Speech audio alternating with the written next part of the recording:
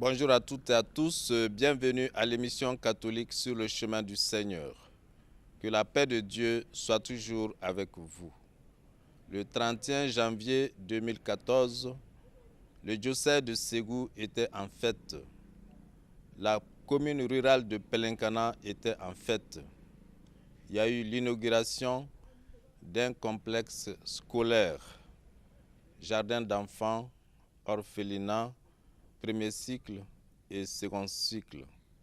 Une œuvre gigantesque réalisée en 3 mois par un groupe de volontaires italiens dénommé Mali Gavardo. À cette cérémonie d'inauguration, on notait la présence de l'archevêque de Bamako, Monseigneur Jean Zerbo, l'évêque de Mopti, Monseigneur Georges Fongoro, le maire de la commune rurale de Pelenkana et le représentant du gouverneur de Ségou, ainsi que plusieurs fidèles venus de la paroisse de Ségou. Nous avons approché M. Gabriel Avansi, responsable du groupe Mali Gavardo, pour en savoir plus. Suivons. Alors, je suis un Italien qui, en 1986, a fait un voyage pour la diocèse de Brescia au Mali. Et depuis là, on a commencé à travailler comme groupe libre, mais toujours à côté de l'Église catholique. Nous avons commencé dans 1988 avec l'école de Massala, après Nyarela, après Corofina et après aussi Sokura de San. Les évêques nous ont toujours encouragés à continuer dans le domaine de l'éducation. Et alors, voilà l'école de la paix, voilà le centre de Paraná. Mais en 1998, on a pensé d'aller en Angola avec les pères de Saint Giovanni Battista Piamarta. Là, on a cherché de faire un grand centre de professionnels, comme le fondateur de la congrégation des pères Piamartini. Et on a fait aussi au Mali un centre professionnel à Sikasso pour les Salésiens. Après, on a fait, on peut dire, un chemin dans le domaine de la santé. Et voilà alors les hôpitaux de Koutiala, de Gualala, de Mopti, de Sebenikoro où on se trouve maintenant, et Kai. Cette année, on a commencé à Ségou, la diocèse qui n'avait jamais été touchée par notre groupe de volontaires libres. Nous, on n'est pas une organisation, mais un groupe qui a un coordinateur.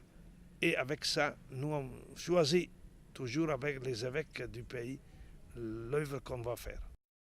Vous êtes le responsable, vous parlez de groupe et on parle de groupe Mali Gavardo.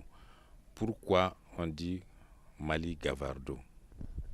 On dit comme ça parce que nous, en venant dès la première fois à Massala, on était presque toujours du village de Gavardo, c'est notre village. Et on a commencé pour faire mémoire de notre curé, qui nous a éduqués, qui nous a ouvert le cœur vers le monde entier. Et alors, on a fait l'école de Massala, qui devait être la seule œuvre que nous, jeunes alors, on voulait faire. Et on l'a fait en 30 jours de travail. Bon, et ce groupe Mali Gavardo est composé de qui et de qui? Est-ce que vous cherchez des gens à se joindre au groupe ou bien les gens se joignent au groupe volontairement?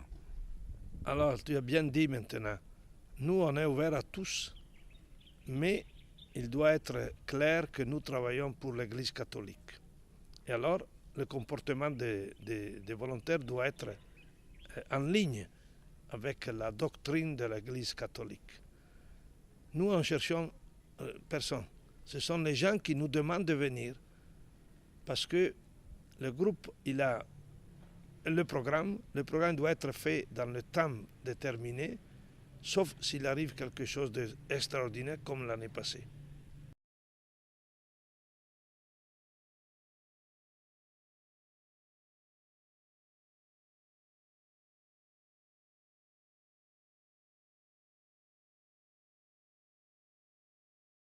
Comment vous arrivez à trouver le financement pour les réalisations que vous avez déjà faites?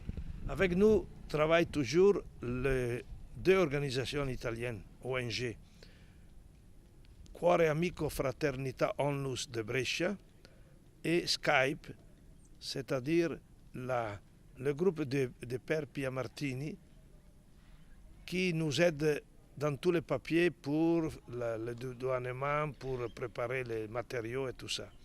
Le projet commence comme ça. L'idée, on fait le projet, on le remet aux personnes intéressées qui donnent leur approbation et après, il a un temps de 6-10 mois pour préparer tous les matériaux envoyés dans le pays qu'on a choisi.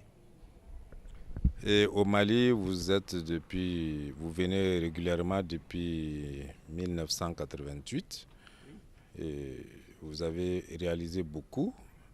Et je pense que c'est les écoles et les centres de santé. Pourquoi les écoles et les centres de santé seulement? Parce que nous pensons avant tout à la personne, pas à la religion de chacune des personnes qui sont touchées.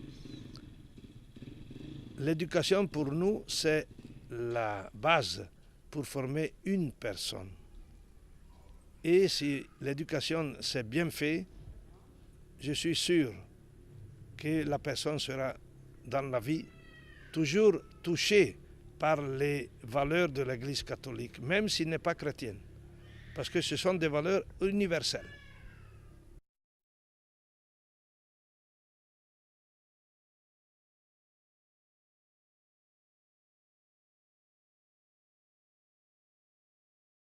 Chaque année, vous regroupez un certain nombre de volontaires. Et pouvez-vous nous dire quelle est la spécialité ou bien la fonction des volontaires? Est-ce que c'est des gens à la retraite? Est-ce que c'est des gens qui sont en fonction toujours dans la fonction publique ou bien quelle est leur situation? Alors nous avons commencé, on était tous des employés, maçons, ouvriers, électriciens, employés dans le domaine public ou privé. Et alors on a choisi de faire une liaison des expériences professionnelles de chacun. Dans nos groupes, on a des ingénieurs, on a des techniciens pour l'électricité, des techniciens, des techniques pour la plomberie, mais on a surtout des maçons pour travailler. Et nous, on a uni, parce qu'on a toujours travaillé avec les Maliens ou les Angolais. On a cherché de faire de l'école pratique dans les mois qu'on travaille. La chose qui nous a frappé toujours, c'est que chaque fois, quand on va terminer l'œuvre qu'on a choisie, l'argent, il arrive. Parce que les gens, ils disent, ces gens-là, ils ne parlent pas.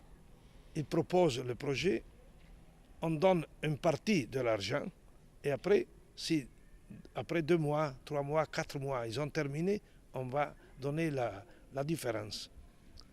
Nous, jusqu'à présent, on a quelques dettes pour le projet de Ségou, mais après, j'espère de terminer la première phase du projet de Ségou, de centre scolaire et médical, très grand.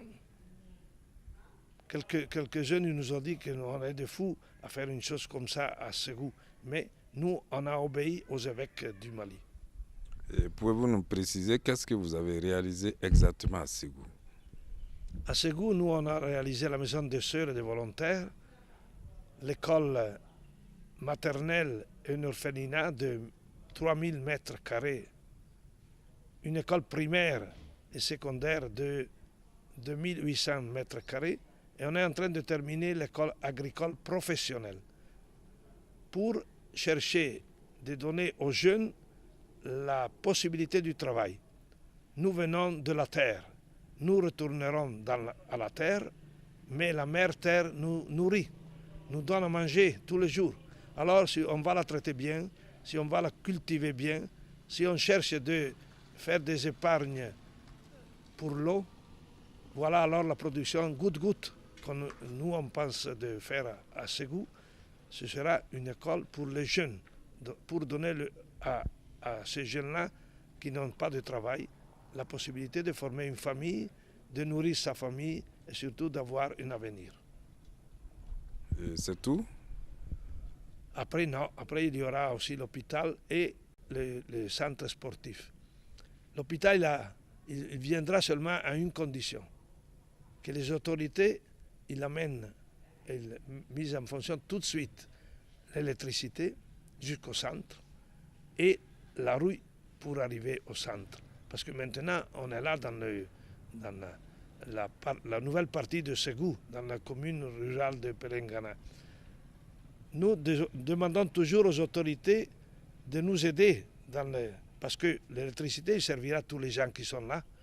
La route il servira à tous les gens qui sont là, qui habitent là depuis longtemps ou qui viennent d'habiter. Pas seulement au centre. Mais on ne peut pas faire un hôpital sans route et sans électricité. Merci. Alors, depuis que vous avez commencé vos œuvres, quelles sont les difficultés que vous avez rencontrées? Les difficultés, c'est de faire comprendre aux gens à l'urgence de donner une goutte dans la grande mer des problèmes, des difficultés des gens. Nous, on a cherché toujours, même avec beaucoup de défauts, de servir les pauvres. Parce que l'Église nous dit qu'ils sont les pauvres qui ont le Dieu dans le cœur. Et alors, c'est là la route que nous avons choisie. On espère que les jeunes vont suivre ce que les autres, les anciens comme moi, ils ont commencé. Notre chanson de groupe, c'est la Santa Maria del Cammino qui dit « Vous avez commencé à tracer une route, il faut avoir confiance qu'il y aura des autres qui vont suivre votre chemin. Ce n'est pas notre chemin, c'est le chemin de Dieu qui nous a envoyés. Nous sommes des serviteurs de l'Église, des serviteurs des pauvres, des serviteurs surtout de l'homme, avec ses valeurs, avec toutes les difficultés, mais toujours